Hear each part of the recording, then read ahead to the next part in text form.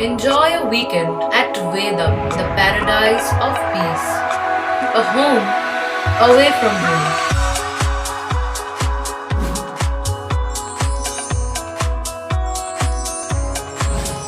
See yourself resonating with the nature. Vedam welcomes you to create your best memories. প্রবাসী কবি বিপুল বিহারী হালদারের লেখা অগ্নিপথে তীর্থযাত্রা বইয়ের মোড়ক উন্মোচন উপলক্ষে কলকাতা শরৎ স্মৃতি সদনে পোয়েট ফাউন্ডেশন সম্মাননা প্রদান এবং সাংস্কৃতিক অনুষ্ঠানের আয়োজন করা হয়। অনুষ্ঠানে পোয়েট ফাউন্ডেশনের প্রদীপ রায়চৌধুরী, জগদীশচন্দ্র নাথ সহ বিশিষ্টজনেরা উপস্থিত ছিলেন। অনুষ্ঠান হতে লেখক বিপুল বিহারী হালদারকে পোয়েট ফাউন্ডেশন অ্যাওয়ার্ড দেওয়া হয়। বইটিতে লেখকের আত্মজীবনীর বর্ণনা করা হয়েছে বলে লেখক জানান। দুই নম্বরই ভাবে যাচ্ছে। আমার ভিসাটা অরিজিনাল ছিল, কাগজপত্র আমার অরিজিনাল ছিল না। আমার ভিসাটা অরিজিনাল ছিল, কিন্তু ভিসাটা প্রসেসিং যে করেছি পুরোটাই আমার দুই নম্বরই পরিষ্কার কথা, ডুপ্লিকেট করা। সেইভাবে আমি গেছি, ধরা খেলে আমার সমস্ত কিছু ধরা খেয়ে যেতাম। আমি গিয়েছিলাম জার্মানি একটা ফ্রাঙ্কফুর্ট ফেয়ারে অ্যাটেন্ড করার, একটা টেনারি লাইনের একটা সুপারভাইজার হয়ে আমি যাচ্ছি। এই সুপারভাইজার হওয়ার কাগজপত্র আমি নিজে তৈরি করেছিলাম, তৈরি করে কাগজ জমা দিয়েছি, কিন্তু না মালিক না টেনারি না কিছুই নেই। যাই হোক, এরকম করে ভিসা করে গিয়েছে। আমি যদি জার্মানি ধরা খাই, আমি প্রথম বম্বে থেকে মানে কলকাতা থেকে যাত্রা করিনি, কারণ কলকাতার যারা আছে এয়ারপোর্টে সিনিয়র যারা আছে এরা বড় টেটিয়া হয়, এরা ধরে ফেলবে।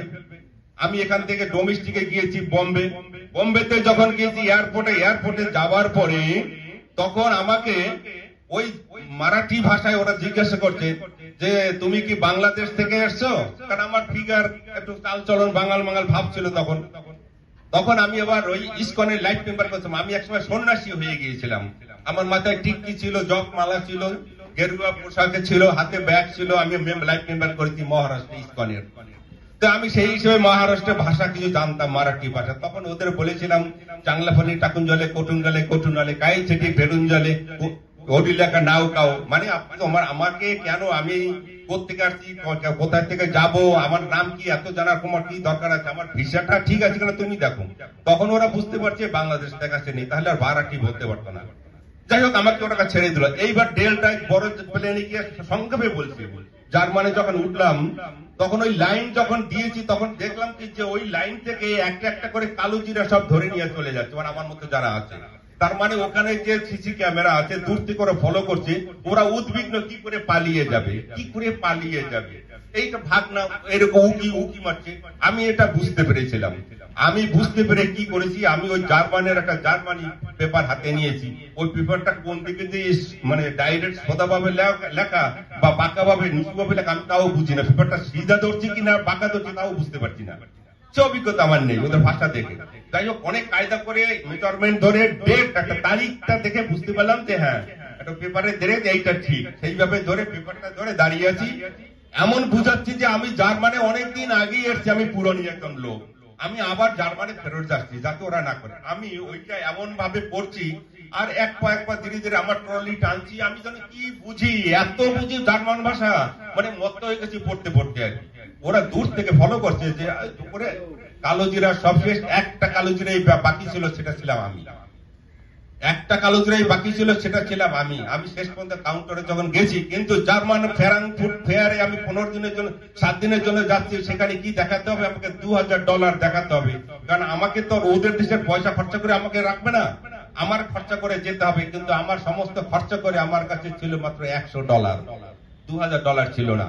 কাউন্টারে যখন যাচ্ছি এয়ারপোর্ট ফ্রাঙ্কফুর্টে, তখন ওই মেয়েটার কাছে যখন যাচ্ছে তখন বলছে, আমি তখন ওর কাছে যখন গিয়ে দেখছি পাসপোর্টটা দিয়েছে, দিয়েই বলছি গুড ইভিনিং সিস্টার।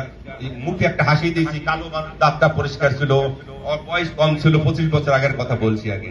তো সাথে ওকে ও আমার পাসপোর্টটা দেখে ওকে করলো, দেখলো যে ভিসাটা ঠিক আছে। এবার বলছে হাউ মাচ ডলার। তখন আমি বলছি ওভারটা 2000, আই উইল শো ইউ। কিন্তু আমার কাছে ছিল তখন মাত্র $100। আমি বলছি আমার কাছে 2000, আমি জানি $2000 লাগবে। বলছে ইয়া।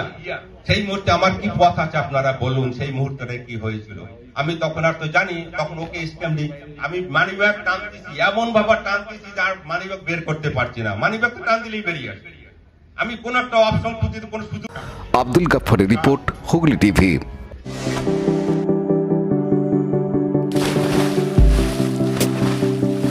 Fasten your seatbelts as you take a tour around your marine wonderland.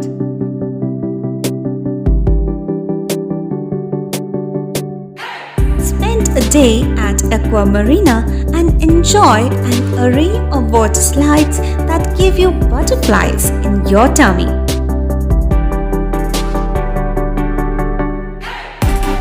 Aqua Marina is a holistic weekend destination for friends, family, and couples and offers magic to soothe your body, mind, and soul.